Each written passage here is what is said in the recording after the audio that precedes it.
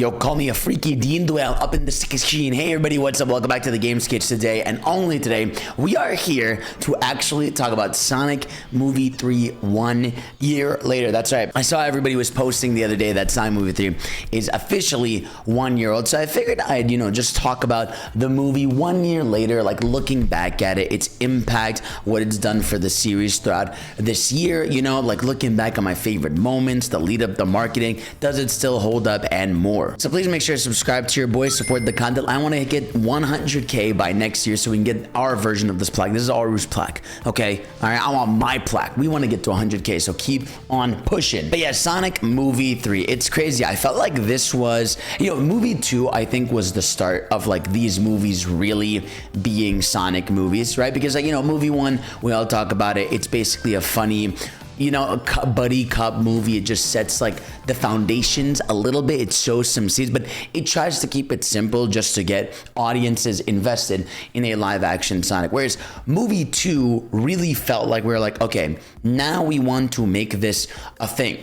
Right, and so they adapted the storyline of Sonic 2 and 3 in Sonic Movie 2, and I thought that was really clever of them. It was a good way to finally make it so that, okay, how do we evolve this so that the fans are really involved and happy with it, right? Going into it, obviously, with Knuckles, Tails getting introduced, the whole plot line of Knuckles being tricked by Eggman and all that stuff. I thought they did a really good job. And so going into Movie 3, I feel like they took that feedback from Movie 2 and went to like 100. You know what I mean? They were like, all right, for this movie, this is a Sonic movie through and through, for all intents and purposes. You know what I mean? Like, this is like, all right, we are cutting the fat, right? We're still gonna have our little jokes and comedy bits and Eggman stuff, but this is a Sonic fan experience first, which I still think like was really smart of them to do on their part. Now, I want to talk about the movie, right? First of all, just 1 year later, right? Does it hold up? I still think yes. I think it's funny.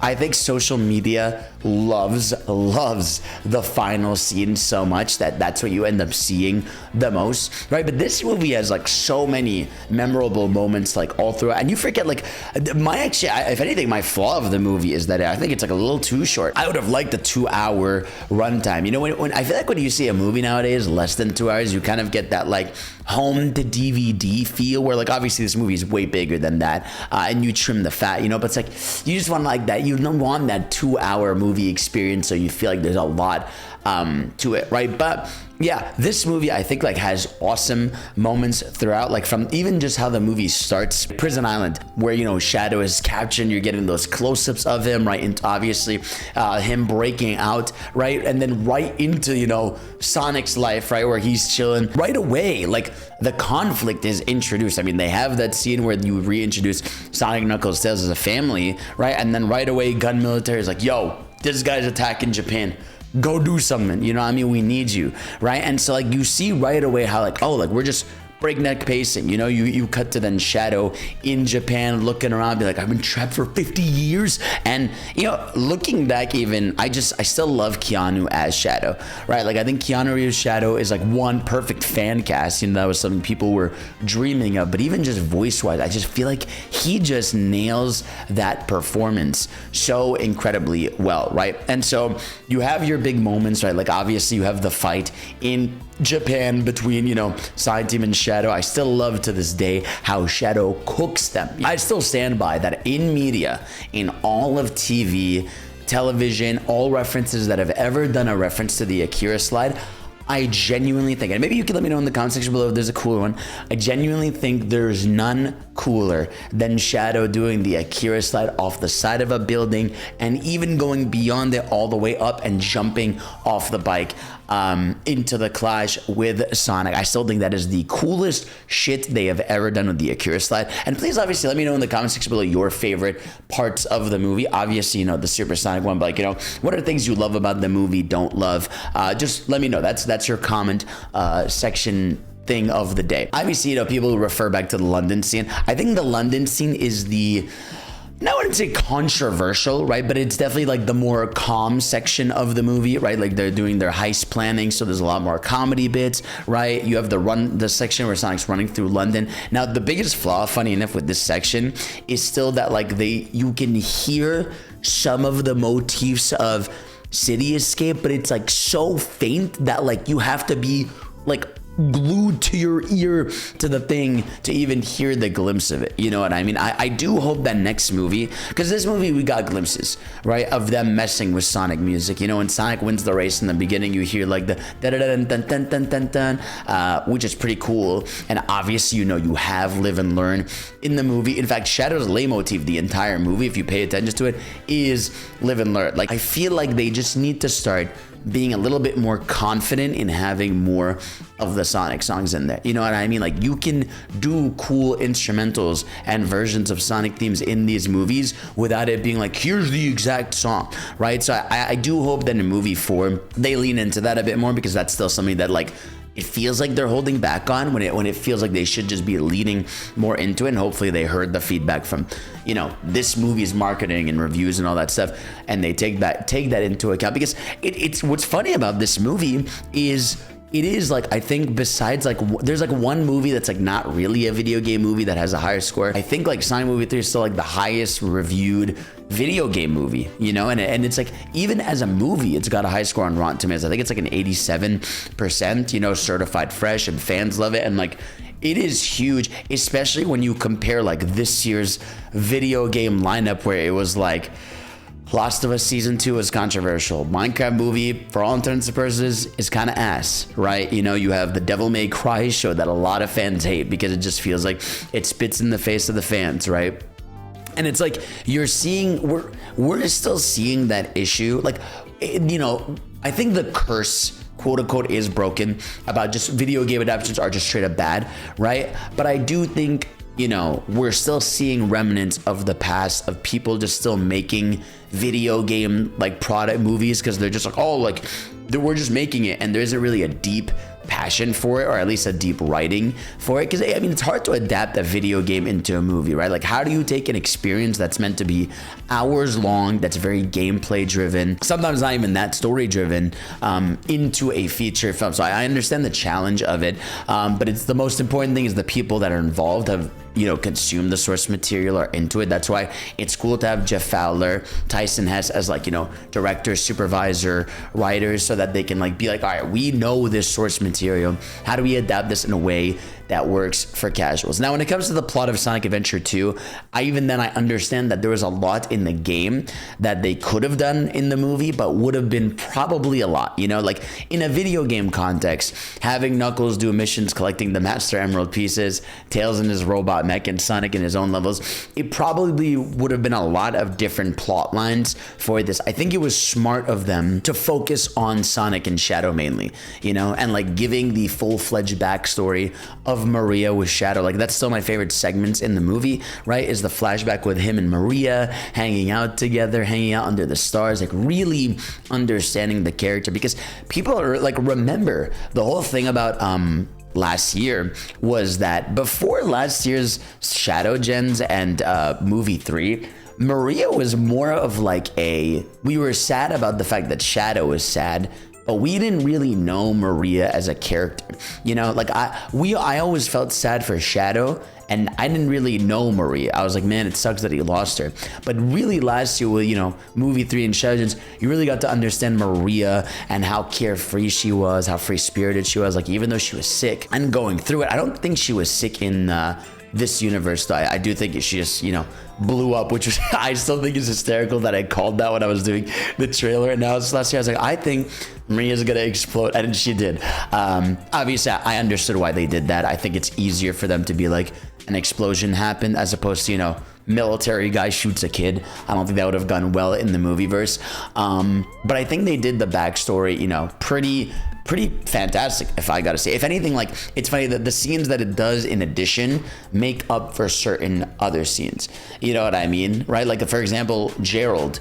Obviously, in the original game, Gerald's story is much darker. I don't think they were going to go that route for this movie. It doesn't make sense. I mean, obviously it would make sense as a fan. We didn't even talk about it too much yet. The relationship between Gerald and Eggman throughout the movie is definitely something that I really appreciated. I liked the continuous Jim Carrey love, and it's to this day it's still funny that Jim Carrey played both roles. I thought that was pretty hysterical. I think they cooked. I do think, right, I even said this back then. It's not even like a looking back thing. I do still think I could have gone with maybe like one less scene with them. I really do think the worst part of the movie is that stupid crane fight they're having at the end. You know, like when the two, when Eggman and Robot and like Gerald are like, you know, going at each other like little Manta style. It's like so disconnecting when you literally are witnessing Sonic and Shadow be the rawest incarnates they've ever been. It sucks too because we saw some of the concept art for movie 3 where like the originally that final end to is going to be like a blaster fight between them, which I would have thought was way better than what they did. It felt like that was a scene that maybe like Jim Carrey wanted or something, but yeah, it is definitely the most jarring part of the movie, because otherwise, I mean, like, dude, to this day, and I mean to this day, nothing has topped I don't know how many things will ever top that feeling of, you know, hearing Sonic, you know, pull his arm out, you know, and you hear the dun and then they dab up into the super form, obviously, and then going into the big robot fight in the air. Oh, it was so cool. And dude, I mean the entire fight sequence between Supersonic and Shadow, right? The fact that they hid in the trailer when Shadow does like the it ends now or whichever, like it's still so cool that they faked it out and then the movie he's in super form. And that entire fight where they're both in their super forms fighting mountains, destroying things, I'm like, holy, I cannot believe what I'm witnessing, bro. Like from the fight between Sonic and Shadow to them teaming up, you know, to even the battle in Tokyo. It was awesome stuff, dude. Like I could not believe what I was witnessing, bro. They did such a good job. Like it is basically the first superhero, like not superhero, like the first Dragon Ball movie I felt adapted to the big screen. You know, like that is some shit that like you would love to see in like a live action Dragon Ball, even if it was animated. Like if I pictured that, like those scenes that they did with Sonic versus Shadow, like so I would love to see someone reanimate those scenes as Goku and Vegeta, because I feel like it still would have been like a perfectly cool fight, right? And I still like that in the movie that they challenged Sonic there, because, you know, in this movie, Sonic is officially fully in a family, right? Like through and through, like he has a full family. Like it's not just him. He's not just the son anymore. He's got brothers when it comes to Tails and Knuckles, right? And you see that relationship challenge too. Like I still think one of my favorite scenes in the movie is when Sonic and Knuckles are about to clash, right? And like Sonic is just mad. He's like, hey, this guy hurt our dad effectively.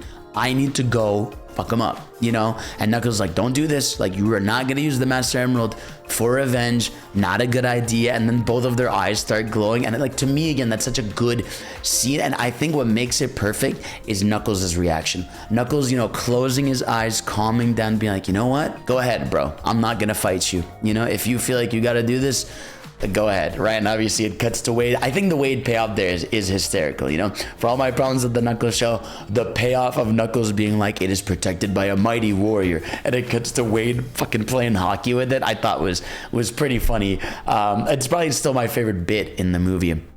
And so you have moments like that, right? And obviously, you know, even Tom and Maddie, the humans, I thought like were so much better handled, because I like the human characters. Like I like Tom and Maddie. You know, I like the idea. I've always liked the idea of the Sonic characters and human characters interacting. I've always felt like that was a good dichotomy, you know, seeing how humans react to them. You know, just that typical vibe of like, what do you do when superheroes and aliens are part of Earth and they're interacting with normal people? And so I thought Tom and Maddie being the main human focuses, obviously with the Eggman, I think to me that's like a perfect amount of people. You know, I don't think I need much more. In fact, another weird thing about the movie is still, you know, the officer, whatever her name is, Kristen Ritter's character, like the gun agent she plays, like ends up being such a nothing character. They set her up as like, oh, she's like this angry military lady. She just kind of gets cooked. Shadow is handled so incredibly well throughout it. You know, the attitude, the behavior, the openings of someone who isn't fully evil, you know, like when he punches Tom, right, and he sees how Sonic is sad about it, it reminds him of like the moment he was in, right? He's still doing what he does for revenge. You know, he's a revenge driven person who dealt with a lot of shit. And so I still think how Shadow is handled was incredibly well. I think still Knuckles and Tails are perfect. I do think there's still a conversation to be had about Sonic. I do think 3 movies in, Sonic as a character, for me at least, is not where I want him to be. But I think, I don't know if it's a product of it's going to happen, or if this is just how the movies are. You know, I think Sonic is meant for these movies to be a little bit more, you know, on the jokey side, but in a lighter way, as opposed to like cool and confident, right? I would love to see him evolve a little bit. You know, I think it would be really cool if in movie 4 or, you know, potentially 5, like maybe, you know, the quills grow a little bit, you know, he gets like a little bit dark blue and then he's a little bit more cocky in his attitude, you know, like, because for me, like everybody has their perfect version of Sonic in their head, how they feel about it. I've seen everybody in their mind picture how they want him. I feel like for me, Sonic Adventure era Sonic is like my favorite. You know, especially Sonic Adventure 2, right? Where it's like he's a little snarky, you know, but he's still extremely caring for the people around him. And we see that with how he even talks to Shadow on the moon scene, which, so what an incredible scene, by the way, the moon scene, like they're just sitting there in silence, the stars are up, just talking, you know, Shadow being like, the last time I sat with stars like this, it was with her, and them reflecting on both of their lost, you know, loved ones. And I just still love the quote, the light shines even though the star is gone. Still, like, I think that was such a powerful message. The sun's always going to go up the next day, and the stars are always going to shine brighter. And I thought, you know, that is a good cheesy for me. That is the good Sonic cheese that I love and I'm super happy about. But what I was saying earlier is I still think Knuckles is super well handled. I love Knuckles. To me is like a perfect amount of like, it's like he's dumb, but he's extremely smart. You know, he's smart where it matters. He's smart when it comes to combat ability, protecting his friends, his, you know, his nobleness, I still think is there. And Tails, I mean, Tails is just Tails. He's fantastic as he is. I wouldn't change a damn thing about him, right? And, you know, obviously, you know, one of the post-credit scenes is, you know, Shadow the Hedgehog, right? And even Amy and Metal, where they're gonna go. We'll talk about that in a future video. Like I said, I want to focus this one on mainly movie 3. But yeah, I think still the setting in Japan was really good. I would have liked a bit more of Japan. I don't know if I like the London swap as much as people do. I feel like they spent not enough time in Tokyo for how much it felt like it was marketed to be in Tokyo, like to the point where in Japan, the movie is literally called Tokyo Mission. You know, literally in Japan, the movie is called Sonic Movie 3 Tokyo Mission, which obviously, you know, it's meant to appeal to that audience, but it's like, there's like one mission there, you know what I mean? And it's like, it's not even a long mission, it's just one of the missions in there. I still can't believe they gave Shadow the motorcycle and they gave him the gun, bro. Shadow is nailed. Tails, Knuckles, I think, like I said, we need a bit more improvements on Sonic, and I do want to still see more Sonic Universe location. In fact, I don't even know what you're gonna do. I wonder if they're eventually gonna do broken Master Emerald pieces, right? Like, is Knuckles gonna have to go on a quest to find them at some point? Like, how do you three-peat Super Sonic without it feeling, you know, not as raw? I feel like you gotta make it ultra impactful next time they go super. Maybe they're gonna give Amy, I feel like giving Amy a super form is gonna happen.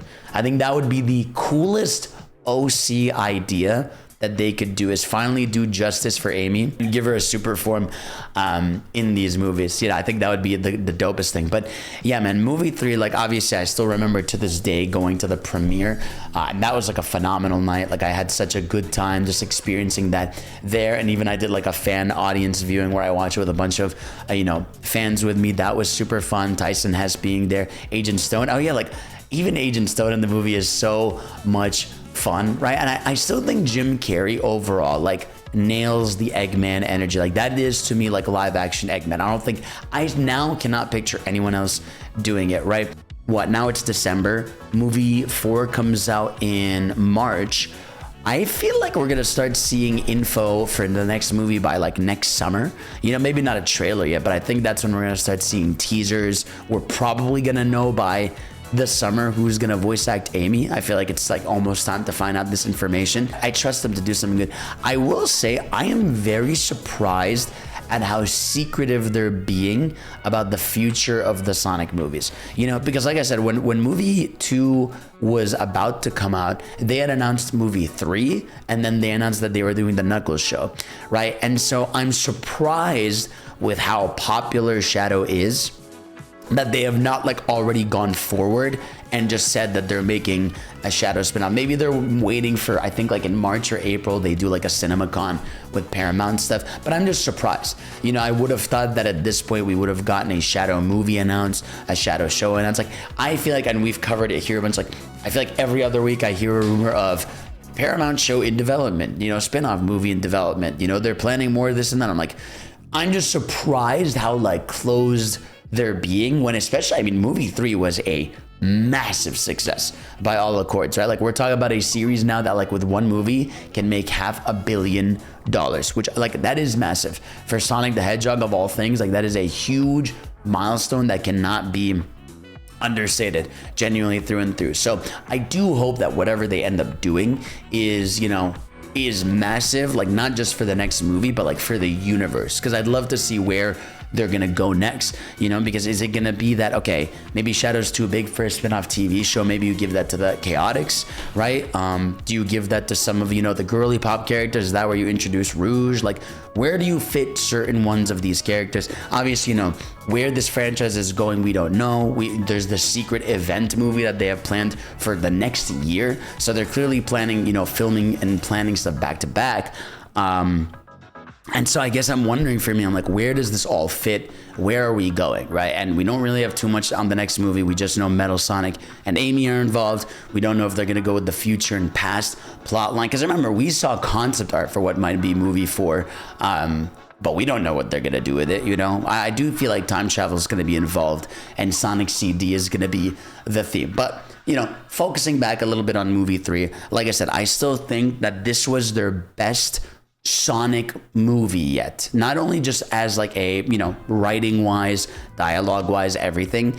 I think like bar for bar in terms of action, in terms of respecting the source material, in terms of even reception, like it was their best one by far. And I really do think movie 4 is, I will tell you right now, movie 4 is gonna be the one where I feel like people start comparing, because I think still to this day, objectively, there's some people that like 2 more, but objectively everybody's like 3 is the best one. 3 is the so high. I love Shadow, Super Sonic versus Super Shadow. Like, I think 3 is gonna be the one that's hard to top, where there's gonna be people that will compare 4 and 3, be like, I still like 3 more because of this thing, you know? And there's gonna be people that'll be like, I love 4 because of this thing, right? Like, I think that's movie 4 is where we're gonna start splitting, you know, which one is better than which, because I think so far it's pretty objective that they keep getting better. We're almost down to a perfect formula. I'm praying they nail it, and I'm sure they know. I'm sure there's a certain pressure that they are feeling, right? I'm sure they're looking, they're like, fuck, man, like people adored this movie. And so we have to top this. Like we are now in a position where we need to like be as fantastic and keep the pacing up, and I trust them to do so. But I'm sure like even if I was there, I would feel some kind of pressure. I'd be like, fuck, dude, like we really gotta cook now. And you know, they have a higher budget, they still have the same actors working with them, and I can't wait to see what places they go with it. But yeah, Sonic movie 3, I think it's a really important movie for the series. I mean, we even got a movie level in Shadow Generations. And again, these movies succeeding ultimately means the games succeed because more fans get into this series. And I think there's going to be a lot more eyes on that next mainline game. That is Sonic movie 3, 1 year later. Thank you all for watching. Please let me know in the comment section below what you think of the movie to this day, how you feel about it, where you want them to go. Write me your long essays. I love you. Thank you all for watching. Of course, I'll see you all next time. Peace out.